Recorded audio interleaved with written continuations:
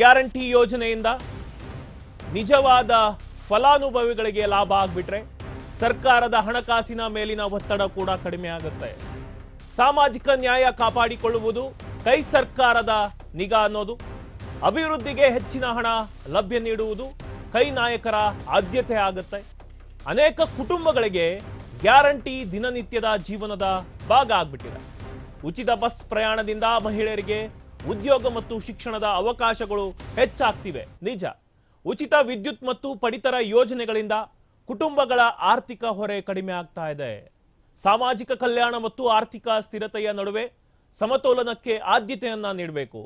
ಸಮಾಜದ ದುರ್ಬಲ ವರ್ಗಗಳಿಗೆ ಅಗತ್ಯವಾದ ನೆರವು ನೀಡುವುದಕ್ಕೆ ಪಣ ತೊಟ್ಟಿದೆ ಕೈಪಡೆ. ಈಗ ರಾಜ್ಯದ ಹಣಕಾಸು ಮತ್ತು ಸಾಮಾಜಿಕ ವ್ಯವಸ್ಥೆಗೆ ಹೊಸ ದಿಕ್ಕನ್ನ ನೀಡುವ ಸಾಧ್ಯತೆ ಇದೆ.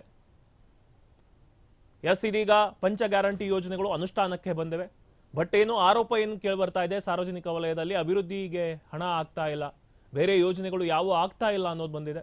ಬಟ್ ಇದನ್ನ ಸುಧಾರಿತ ರೀತಿಯಲ್ಲಿ ತಂದುಬಿಟ್ರೆ ಅದರಲ್ಲಿ ಉಳಿಯುವಂತಹ ಹಣವನ್ನ ಅಭಿವೃದ್ಧಿ ಕಾರ್ಯಕ್ರಮಗಳಿಗೆ ನಾವು ಬಳಸ್ಕೋಬಹುದು. ಮೊನ್ನೆ ನಾವು ನೋಡಿದ್ವಿ, ಗೃಹಲಕ್ಷ್ಮಿ ಯೋಜನೆಯ ಹಣ ಏನಿದೆ ನಕಲಿ ಖಾತೆಗಳಿಗೆ ಹೋಗಿದೆ, ಮೃತಪಟ್ಟವರ ಖಾತೆ ಹೋಗಿದೆ. ಅದನ್ನ ಪರಿಷ್ಕರಣೆ ಮಾಡಬೇಕು, ಅಕ್ರಮಗಳನ್ನ ತಡಿಬೇಕು. ಅಂದಾಗ ಮಾತ್ರ ಅದರಲ್ಲಿ ಉಳಿದಂತಹ ಹಣದಿಂದ ಮತ್ತೆ ನಾವು ಹೆಚ್ಚಿನ ಸಹಾಯವನ್ನ ಮಾಡಬಹುದು ಅನ್ನುವಂಥದ್ದು.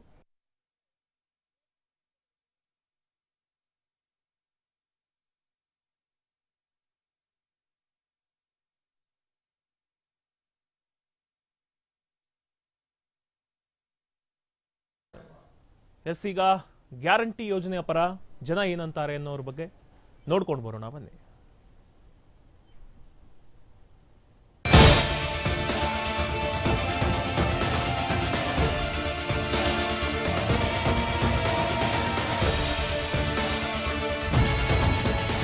ಗ್ಯಾರಂಟಿಗಳನ್ನ ಪರಿಷ್ಕರಣೆ ಮಾಡಲು ರಾಜ್ಯ ಸರ್ಕಾರ ಮುಂದು.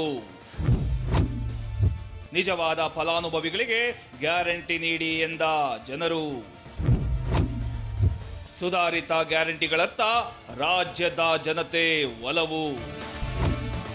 ರಾಜ್ಯ ಕಾಂಗ್ರೆಸ್ ಸರ್ಕಾರ ಅಧಿಕಾರಕ್ಕೆ ಬಂದು ಇದೀಗ 3 ವರ್ಷ ಆಗ್ತಾ ಇದೆ.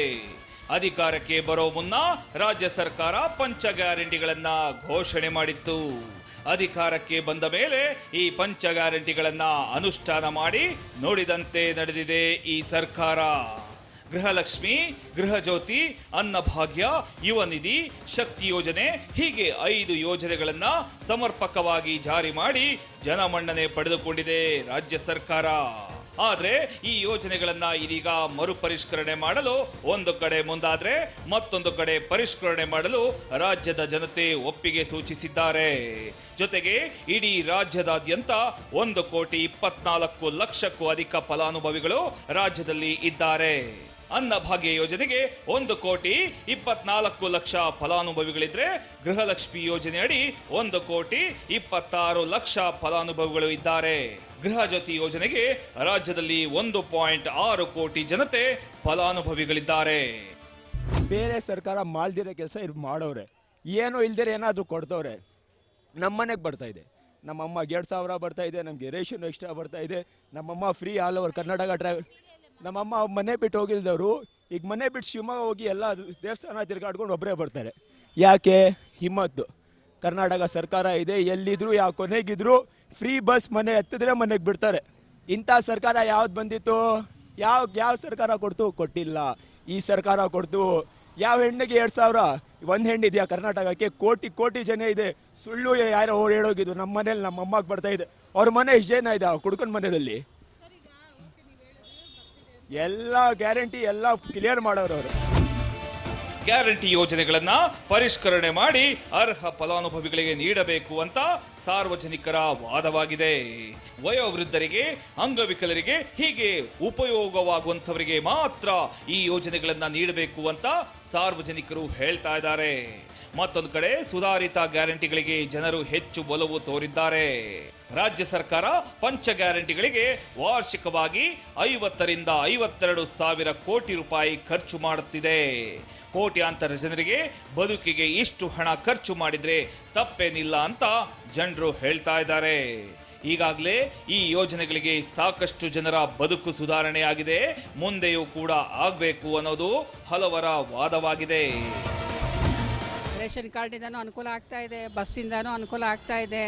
ನಿಜವಾಗ್ಲೂ ಹೇಳಬೇಕಾದ್ರೆ ಸಿದ್ದರಾಮಯ್ಯ ಅವರು ಇನ್ನೂ ಇರಬೇಕು, ಈ ಸೀಟಲ್ಲಿ ಇನ್ನೂ ಇರಬೇಕು.